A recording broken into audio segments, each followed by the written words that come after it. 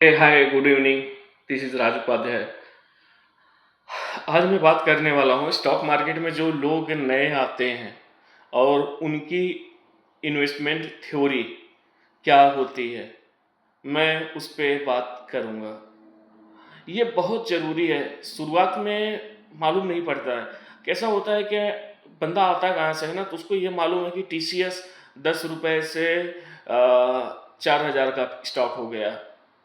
तो इन्फोसिस में मैंने 1 लाख रुपए लगाए होते 20 साल पहले, तो आज मेरे 2 करोड़ होते, 10 करोड़ होते। मैंने इमारत में इतने लगाए होते तो इतने होते।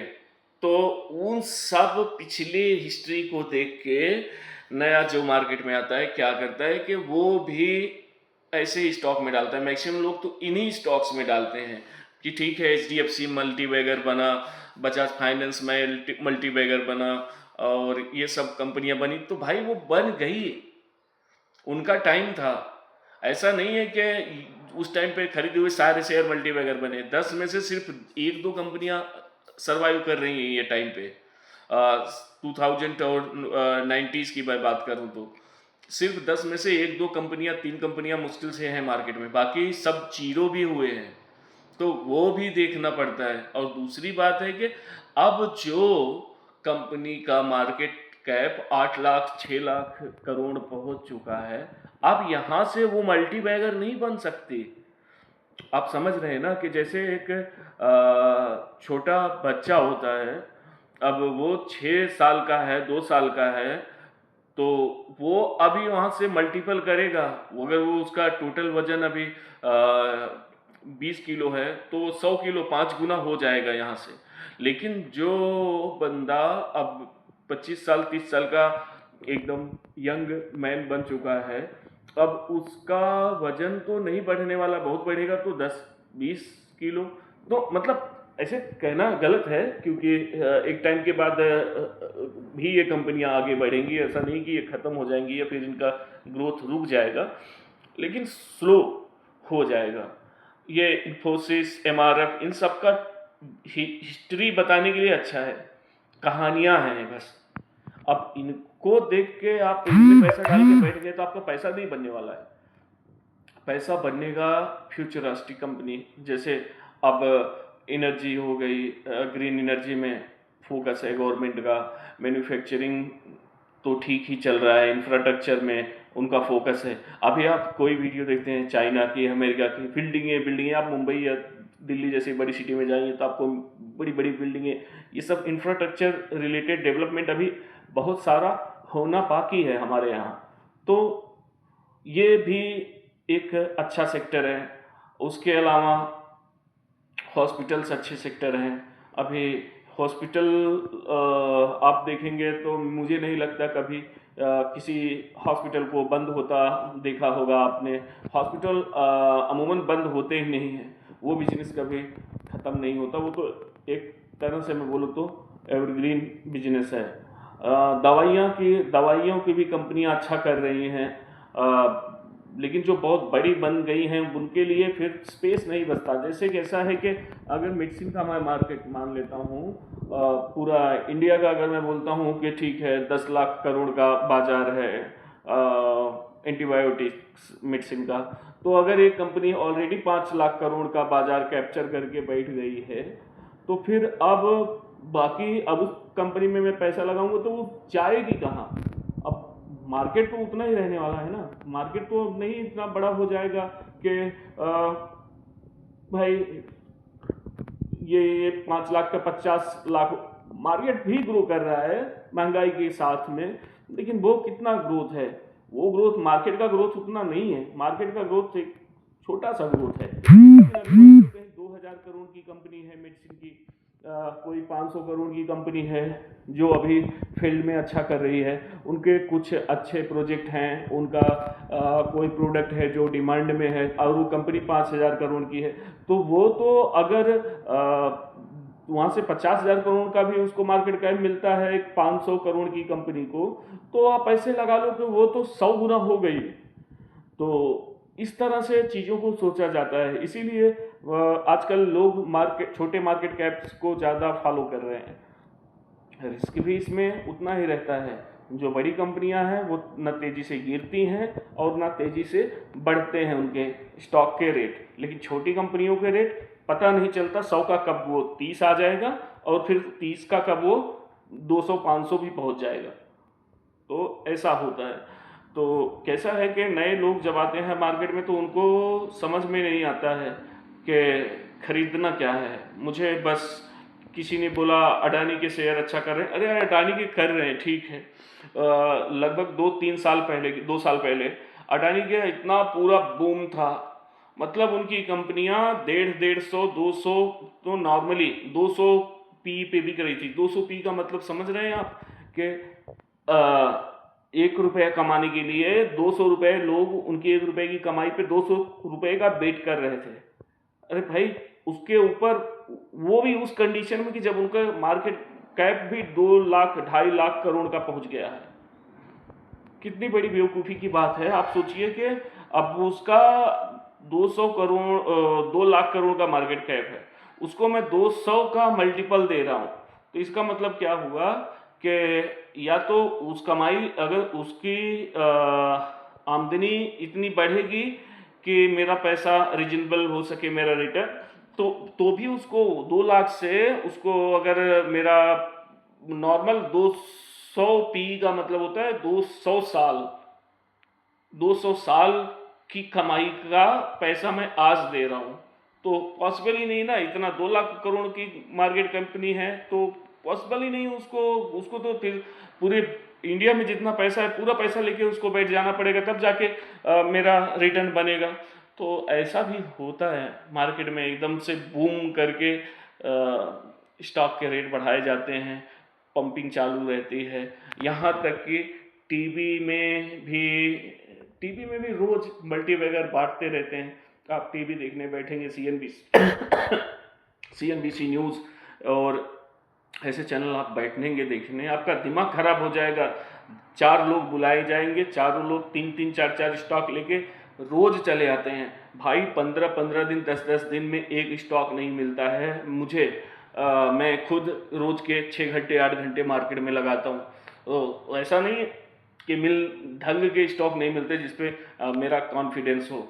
बहुत सोचना पड़ता है। 4 स्टॉक लेके फिर उसको 10-10 दिन 8-8 दिन तक रिसर्च चालू रहती है उस पर, फिर उसके सारे कंसर्न का सारे प्रोज सब देखना पड़ता है।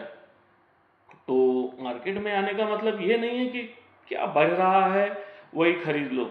हाँ ठीक है, ये एक अच्छी स्ट्रेटजी होती है कि बढ़ता हुआ चाहिए शेयर, लेकिन ये मतलब नहीं है कि ये भी देखना पड़ता है वो बढ़ क्यों रहा है, रियल न्यूज क्या है।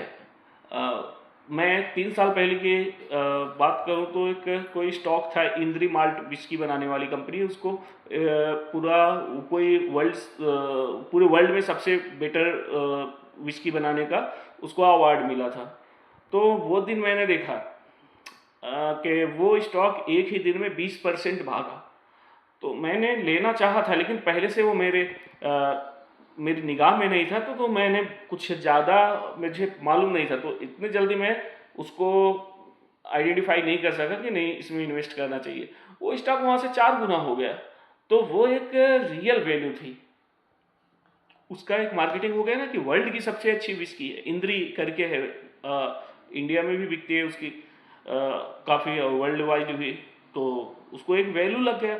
तो कुछ ऐसी चीज़ें होती हैं। अभी मैं बात करूं तो अमेरिका का एक स्टॉक है एनवीडिया, उसका काम सेमीकंडक्टर और चिप मैन्युफैक्चरिंग, एआई, यही सब का काम है उसका। तो वो कंपनी आज के टाइम पे वर्ल्ड की सबसे बड़ी कंपनी बन गई है।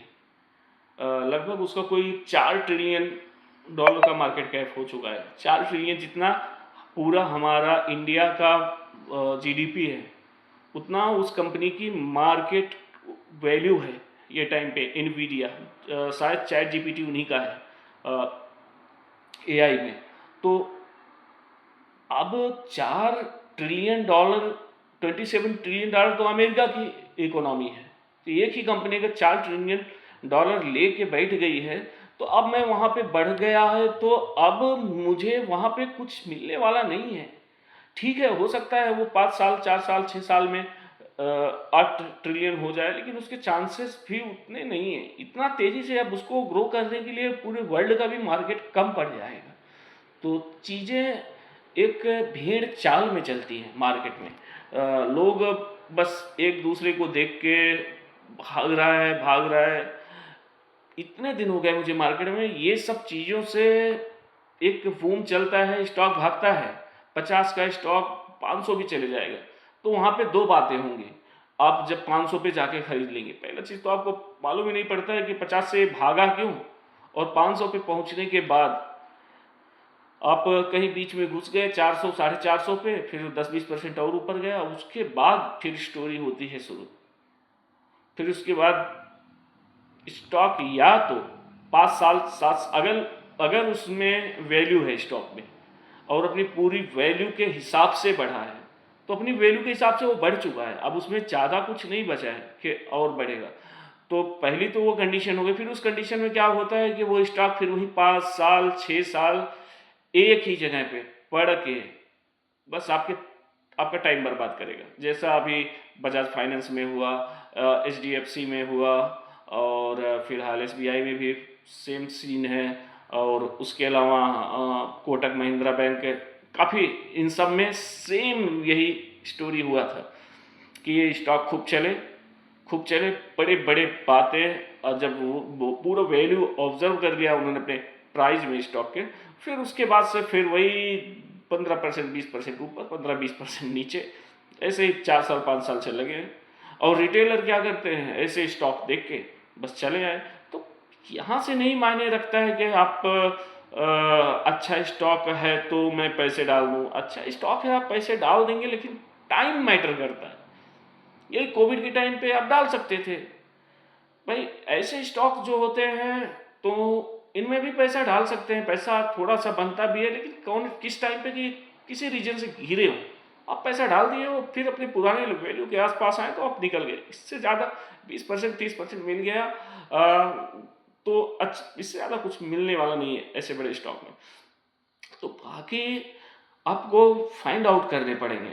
ये एकदम धंधा है, ये पूरा धंधा देखना पड़ेगा।